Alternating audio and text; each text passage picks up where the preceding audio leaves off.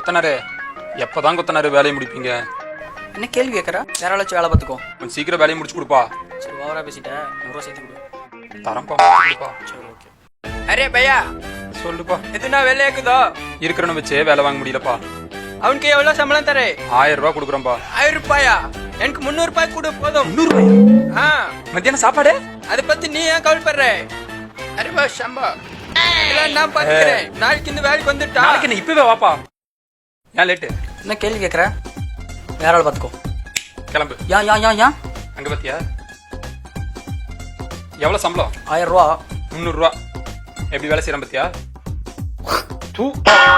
காலைல 9:30 வரது, சாப்பிட்றதுக்கு 1/2 மணி நேரம், 10 மணிக்கு வேலை செய்யறது, 11 மணிக்கு பஜ்ஜி போண்டா டீ, மறுபடியும் 12 மணிக்கு வெயில இருந்துச்சுன்னு வேலை செய்யாம இருக்கிறது, சாப்பிட்றதுக்கு 1/2 மணி நேரம், 3 மணிக்கு மறுபடியும் பஜ்ஜி போண்டா டீ, 5:30க்கு கிளம்புறது. பாக்குறேன் அவன் எத்தனை நாளைக்கு. ஏய் அவன் இங்கேயே தங்கிட்டான்டா.